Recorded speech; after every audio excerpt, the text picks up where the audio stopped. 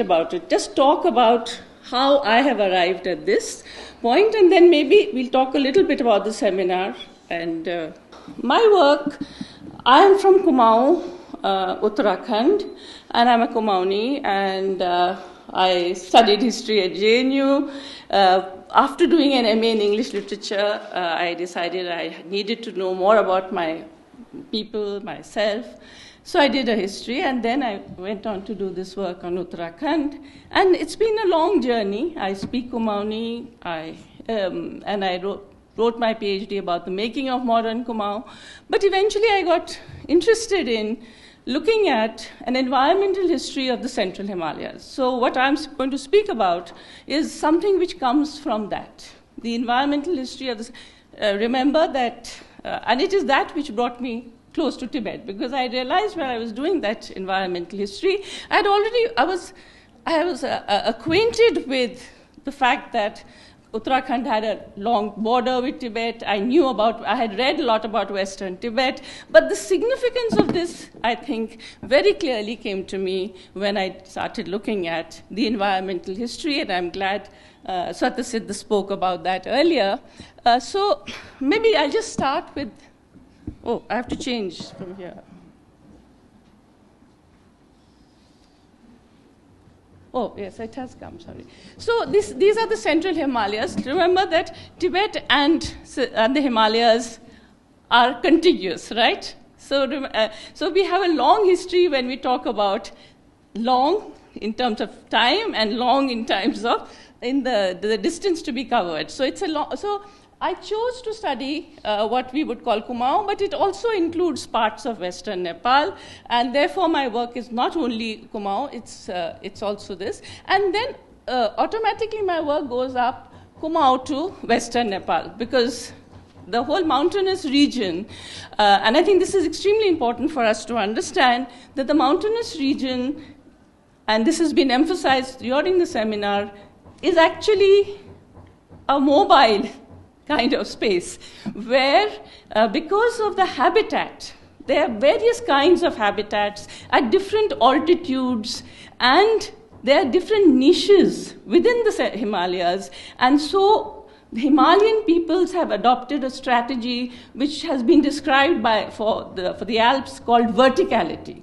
Verticality is the movement from the summer to the winter locales. So that is something which Himalayan peoples have been constantly doing, and there is a great diversity in their habitat. So you will find that studying the Himalayas is not easy.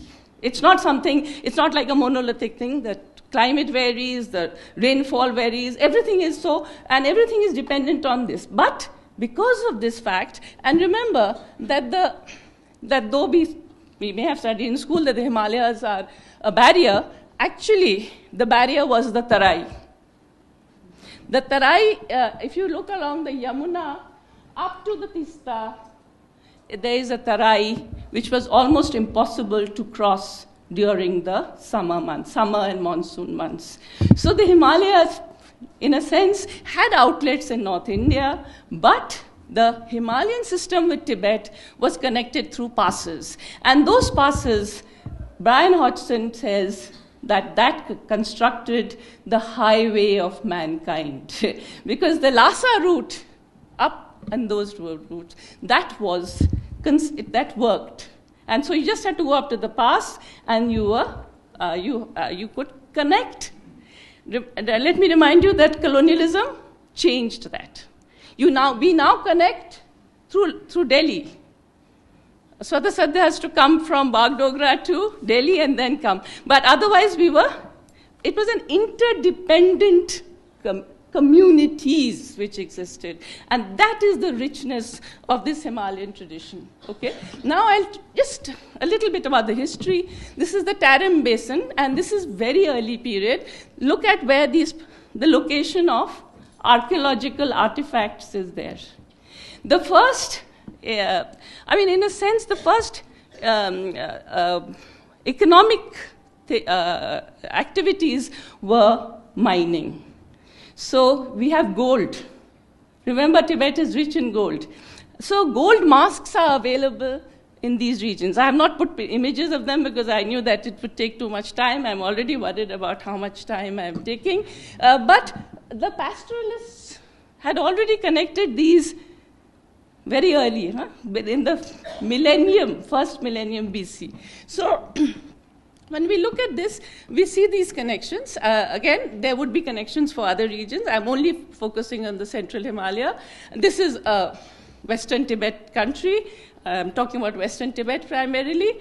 And then if you look at this, we have, in this period, we'll eventually have the coming of the Tibetan Empire, which is, I'm jumping many centuries because that's because of the time. But look at this Zhangzhung Kyunglung. This region was very famous, and if you look at the history of the Tibetan Empire, defeating Zhangzhung was a very important part before the Tibetan Empire came into existence. So when we start looking at this, and Mount Kailash is here, remember that some of this is peopled. We have evidence of that, archaeological evidence, right? So the coming of the Tibetan Empire, which connected not only the Himalayan belt, but also the Central Asia. So you have the whole sort of a connectivity, and think of the Silk Route. Remember the Tibetan peoples went all the way to Chang'an and defeated the Chinese during the period of the Tibetan. They defeated, and they were there for some time. So the Tibetan Empire is an important part of the history of South Asia. Unfortunately, it's not there in our South Asian histories. And that is what your scholarship, hopefully, will bring to the fore. That Tibet was very much part of the making of South Asian, the South Asian histories. And remember that earlier, Zhang Zhua, what is his name? The Chinese traveler traveled on this route, and then there were travelers coming. When the Tibetan Empire comes, they're traveling via Nepal to India. So this is the Tibetan Empire. This is from Riawek. It's not mine. Riawek has a very interesting historical atlas of Tibet. Please look at it. It's something which is a sort of delight, the way he's made it. So please look at it, Karl Riawek. And so you can see the regions. Now you can see your Guge, Purang, Khasa, Yatse, and Sang. So if you're, I'm looking at Japanese because we're talking about Guge and Purang.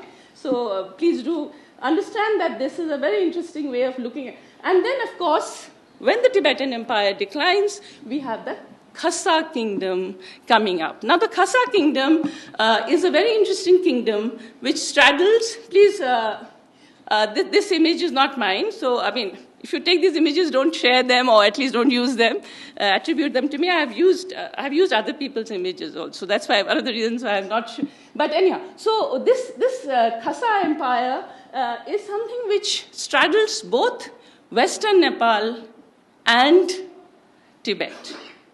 And this is the important empire which comes up after the breakup of the Tibetan Empire.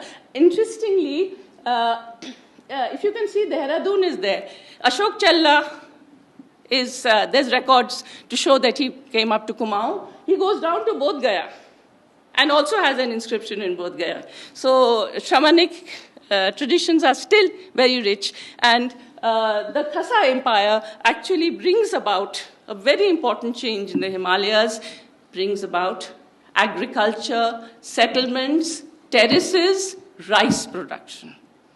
So these changes are again thanks to the kind of relationships that were brought into existence by these historical scenarios. And then, of course, gradually you will have a movement towards the south. So what I would like to question and interrogate is that a large number of, for example, Uttarakhand histories talk about how people came from the plains and straight up to Pandukeshwar. How do you go up straight to Pandukeshwar, right? So I think these are, then I will end with this. I think I don't know how much time I've taken, I'm sorry. After this, and this is where an important change. I mean, I've already anticipated it in a sense, but along with the Khasa Malla kingdoms, at that same time, you are having kingdoms coming up here. Brahmor.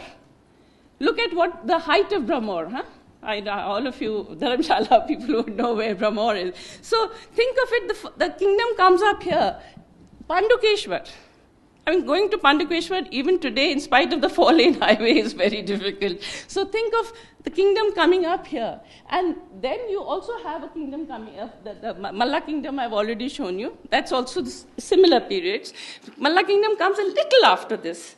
These kingdoms are also linked again to Tibet. That is what I've been trying to argue, that it is a linkage of the Himalayas and Tibet which is producing things. Kamrup, which we were talking about earlier, again, same period it's coming up. And so the sedentarization of the mountains begins around the 7th, 8th centuries.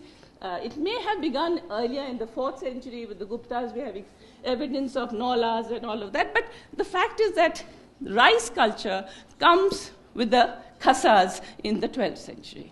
And once that comes, then you have the valleys. But let me remind you that pastoralism, transhumance, and trade were the basis of this Himalayan system, which then actually was broken when the Tarai was being used by Afghans and Rohillas were coming from this side, and the Uttarakhandis would also go from the north. But the Tarai actually comes into its own in the 1960s when you get DDT, and the malaria goes. So what I'm trying to put forward for you is an agenda for Himalayan studies and Tibetan studies, or sort of coming together. And let me tell you, it's a massive exercise to document the various. It's very diverse. It's not something which is going to be, it'll be, think of the range of communities that you have to think of. In Uttarakhand only, you have the Chausar Babar, you have Garhwal, you have Tehri, you have so many other. So think of how we are going to document all of this in as Himalayan studies and Tibetan studies, because I think they go hand in hand.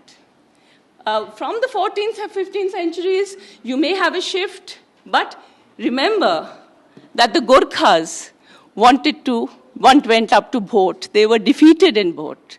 The British go up to Tibet. So Tibet remains important even in terms of trade and we had a paper on the Tibetan trade. So think of that as something which you keep in the backdrop, and you will find similar kind of trajectories for your regions, and you will also find a great diversity and variety. The kind of pastoralism may be different, the goods traded may be different, but salt and borax and gold. Gold was important from Tibet, by the way. When I went to Pithoragarh, everybody told me that you must when you go to Pithoragarh, you buy gold. Because Pithoragarh was the entrepot for trade, and they were very upset that I didn't buy gold. So I'm not a good Kumaoni. So I think I've done my thing. I will not talk about, my valedictory will not be about the seminar. I think I've overshot my time, maybe, I don't know. But I think I would stop here, and with this agenda of Himalayan studies for both Sevang and Svatasiddha. And hopefully through that, we will also, in that process, with the help of Tibetan scholars, write at least a history of Western and the Himalayan-Tibetan interaction, which is a story of our cultural intimacy.